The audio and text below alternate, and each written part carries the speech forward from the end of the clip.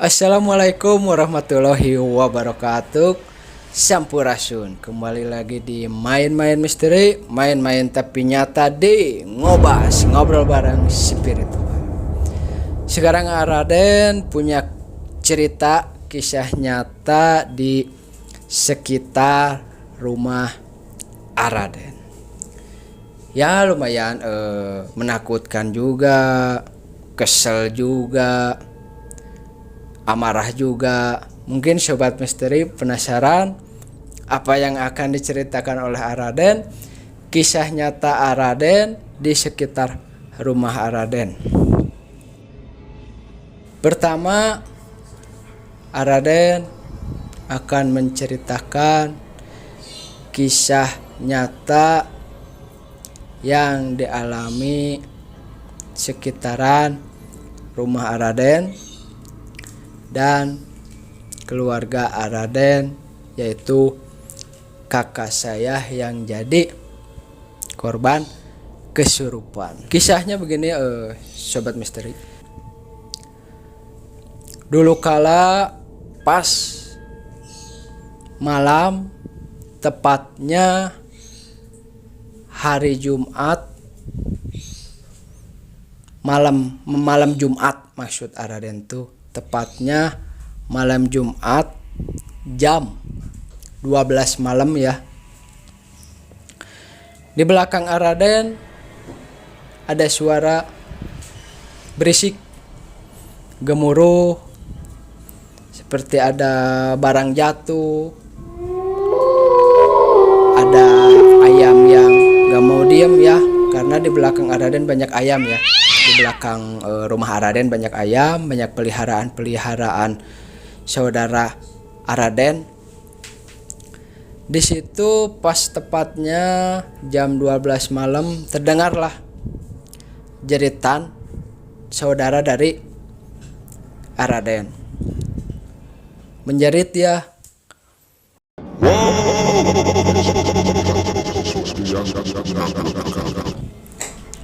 Di situ pun serentak Raden, semua keluarga yang ada di rumah dan sekitaran warga ya keluar untuk melihat ada apa yang menjerit.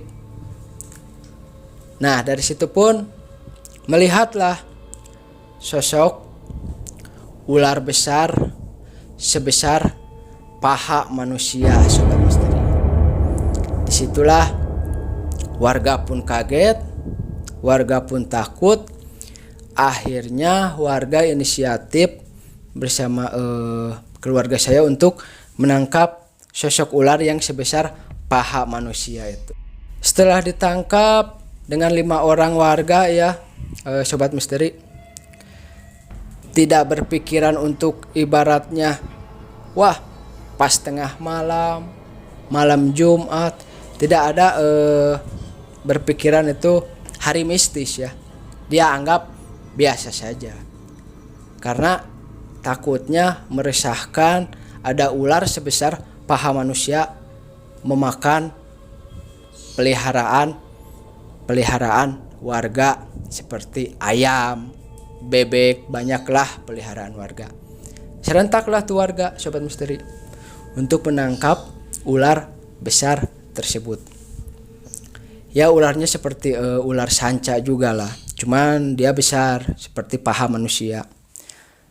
Setelah ditangkap tuh sama 5 orang warga, kenalah tuh ular, dibawa, disimpanlah di dalam akuarium, dan mulutnya pun ditutup lah, diperban ya, karena mungkin warga juga takut gigit atau gimana. Keesokan harinya, sobat misteri, banyaklah warga yang datang dari luaran RT, dari luaran RW. Wah benar nih, ada ular sebesar paha manusia ditangkap warga. Nah, yang jadi anehnya warga misteri nih, sobat misteri, itu ular ya, ada tanda di kepalanya itu putih, seperti kulit sisit dari ular tersebut, tapi dipegang itu keras loh. Tidak tahu itu apa, cuman seperti ada tanda lah putih di atas kepalanya. Banyaklah warga yang melihat, wah iya besar banget tuh, kapan ditangkapnya, kata warga tuh. Pas malam Jumat, tengah malam jam 12. Tidak ada berpikiran untuk itu hari-hari mistis ya, atau hari misteri. Dia tangkap si sosok ular tersebut oleh warga semua karena takut meresahkan. Nah, setelah warga pun banyak melihat, akhirnya RT setempat pun, warga setempat pun untuk berpikiran inisiatif, sudah kita bawa aja ke kebun binatang. Dari situlah ular tersebut dibawalah ke kebun binatang untuk dibudidayakan dan direkreasikan di sana. Setelah dibawalah tuh sosok ular oleh 2 warga ya pakai motor. Ujian cobaan pun banyaklah, sampai motor pun mau berangkat mogok. Padahal motor tersebut bukan motor jadul sobat misteri. Motor bagus lah, lancar, mesin-mesinnya bagus. Sampai mogok 3 kali. Sampailah 2 warga tersebut membawa ular sanca tersebut ke kebun binatang. Sampai petugas kebun binatang pun bertanya, kok kenapa ada ular sebesar paha mau dibudidayakan di kebun binatang? Kagetlah petugas pun, kebanyakan kan dipelihara atau dijual. Nah, warga pun hampir takut, kewalahan. Dia pun udah aja, Pak, saya kasih ular tersebut disimpan di kebun binatang biar dipelihara oleh pihak setempat. Setelah itu sobat misteri, ini ada kejadian aneh tapi nyata di sekitar rumah Raden ya. Singkat cerita, sudahlah si ular tersebut dikasihin, dibudidayakan di kebun. Beberapa hari pun selang terus sampai seminggu ya kalau nggak salah. Kisah nyata yang benar-benar real. Tapi setelah itu selang seminggu ya, misteri terus timbul, gangguan terus timbul. Nah sobat misteri, bikin penasaran lanjutan cerita dari Raden? Jangan lupa dulu dukung terus, tonton terus main-main misteri, main-main tapi nyata di Ngobas, ngobrol bareng spiritual. Nah sobat misteri, setelah 1 minggu berlalu, ular tersebut pun datang dengan sosok goib ya. Siluman ular itu pun datang dengan sosok goib menjadi siluman ular. Masuklah ke badan kakak saya sampai kesurupan. Kisah nyata ular siluman tersebut masuk. Sampai masuk, dia pun bertingkah seperti ular lah. Seperti ular, gimana. Nah, setelah masuk kesurupan kakak saya jam 2 malam. Tepatnya pas malam Selasa. Dia pun bilang, sampai ya marah-marah lah, mengamuk lah, apa gimana lah itu. Dia bilang begini dia, ditanya oleh warga. Dulu saya belum ada ya, belum pulang kerja. Pas kebenaran saya kerja shift malam.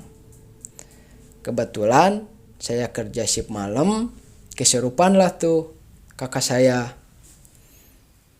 Sampai wah bertingkah aneh lah, macem-macem lah tuh siluman ular. Udah ditanya sama warga, sama yang lain, disuruh keluar atau gimana-gimana. Wah bandelnya tuh siluman ular gak mau keluar. Dia pun pesen sama warga, Saya mah nggak mau keluar. Saya betah di badan. Enak, saya betah di rumah ini. Cepat keluar, kata tuh si warga. saya belum ada, saya masih kerja malam. Bayangkan sobat misteri, kesurupan dari jam 2 malam sampai jam 8 pagi itu. Dia nggak mau keluar. Udah sama 3 warga diobatin, di gimana-gimana dia bandel. Dia malah menantang untuk bertarung kepada warga. Dia tidak mau keluar karena dia marahnya begini. Kenapa saya sampai ditangkap? Kenapa saya sampai ditangkap? Kenapa keluarga Araden cuma melihat saja? Sempat gitu dia bertanya. Saya pun makan, minta 2 ayam aja kok sampai saya ditangkap. Bilang itu siluman ular ya, sobat misteri. Saya nggak akan makan anak manusia, cuman minta ayam 2 aja saya sampai ditangkap. Saya nggak ikhlas, saya marah.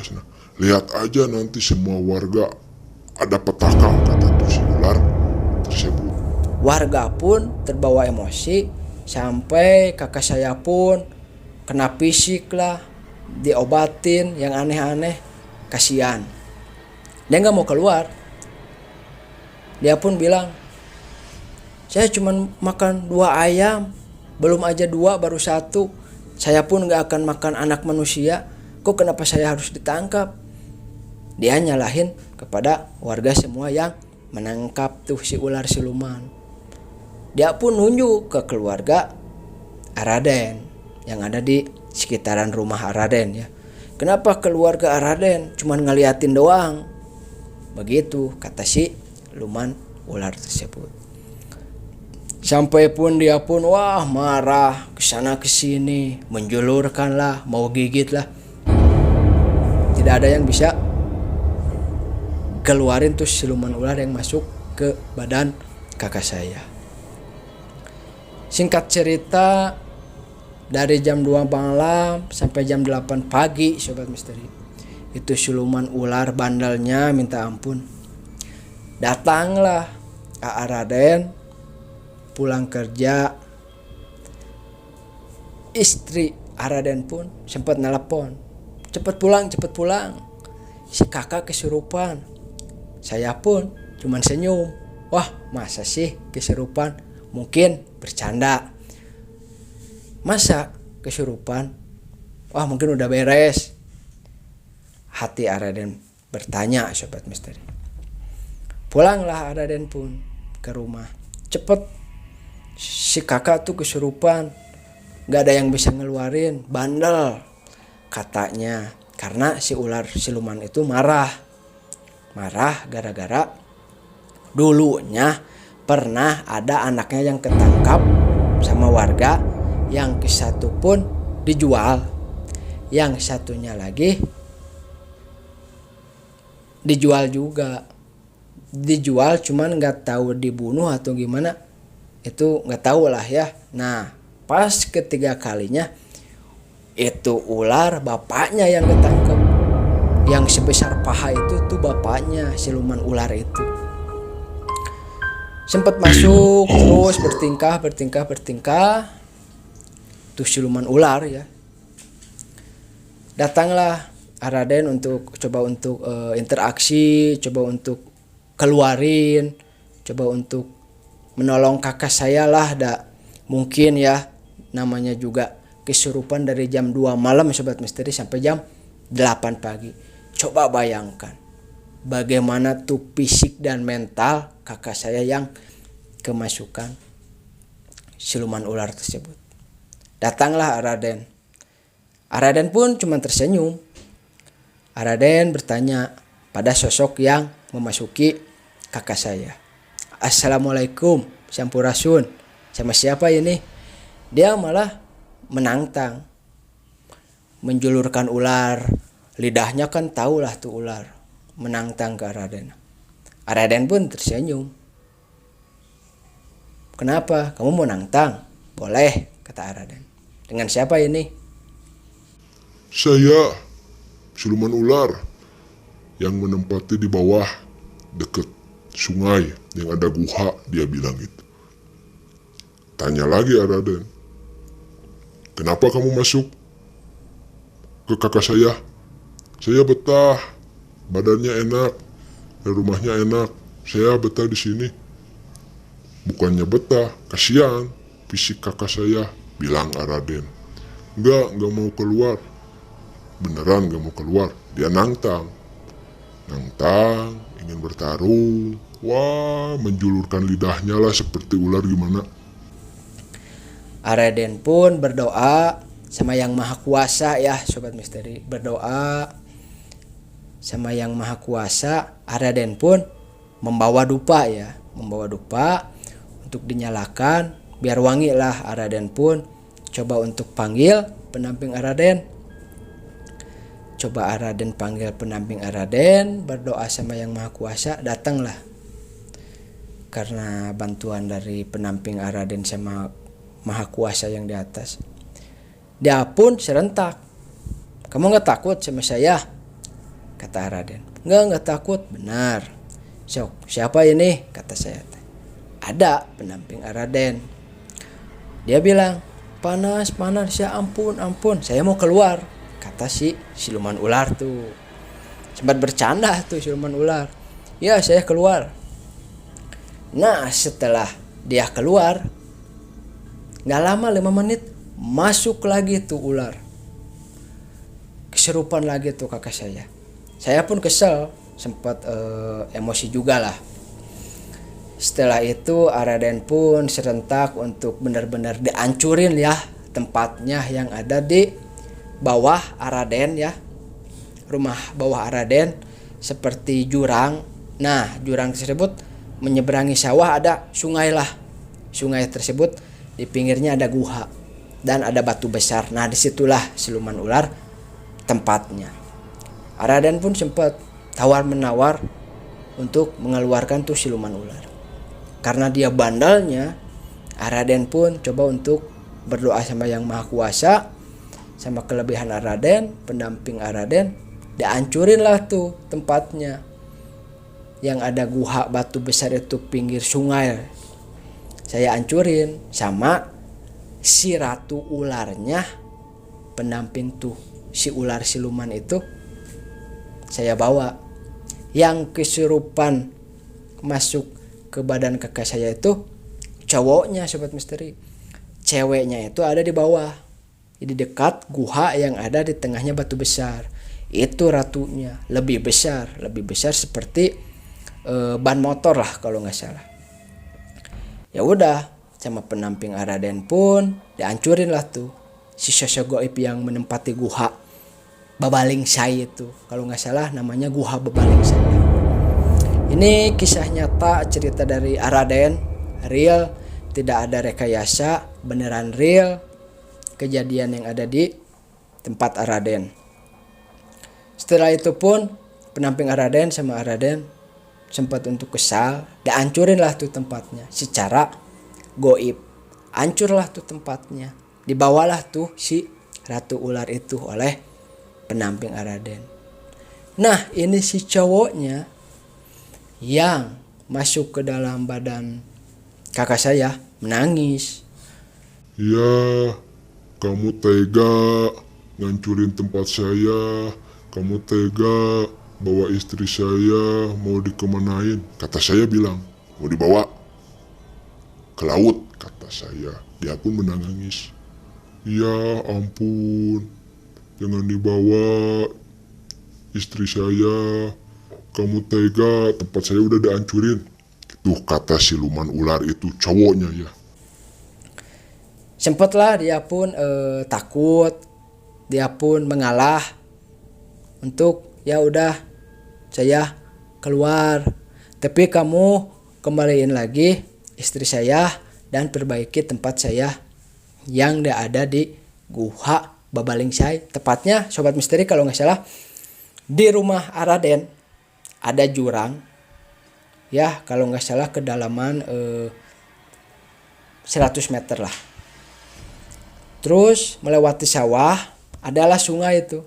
Sungai yang pembuangannya dari sungai Curug Pelangi Cimahi ya kalau nggak salah. Nah disitulah pembuangan Curug Cimahi, Curug Penganten mengalirnya itu ke daerah Araden, persawahan Sobat Misteri. Dari situ persawahan. Nah di situ ada sungai. Dari situlah sungai tempat si siluman ular tersebut diam. Di situ ada batu besar dan guha. Setelah itu siluman ular itu pun dia mengaku kalah, dia ampun, keluarlah dia. Coba untuk Araden doa-doa kepada Maha Kuasa sama kelebihan Araden sama pendamping Araden. Cobalah untuk keluar. Keluarlah tuh si siluman ular tersebut. Alhamdulillah kakak saya pun sembuh, sadar. Cuman ya kasihan juga sih kakak saya karena fisik dari jam 2 malam sampai jam 8 pagi nggak tidur. Dia kesurupan sama siluman ular tersebut yang ditangkap pada malam Jumat jam 12 malam Sobat Misteri. Itulah kejadian yang dialami di keluarga Araden di sekitar rumah Araden. Itu cerita dari Araden, bukan rekayasa tapi ini real kisah nyata di sekitar rumah Araden. Kesurupan siluman ular di keluarga Araden. Alhamdulillah kakak Araden pun sembuh, sadar. Cuman ya mungkin dari fisik agak sakit juga, mungkin karena cara pengobatan ngeluarin kesurupan beda-beda orang ya Sobat Misteri. Itulah cerita dari Araden, mungkin sedikit menghibur, sedikit menakutkan juga, heran juga, kesal juga yang dialami oleh Araden ya di sekitar rumah. Jangan lupa dukung terus, tonton terus Ngobas, ngobrol bareng spiritual. Maaf bila ada kata salah dari Araden, tapi cerita hanya tinggal cerita, tapi kisah nyata tidak akan bisa diubah-ubah karena ini real kisah nyata dari Araden. Tonton terus, dukung terus, jangan lupa subscribe, like, comment, and share. Cukup dari Araden. Assalamualaikum warahmatullahi wabarakatuh. Sampurasun. Salam Goskul.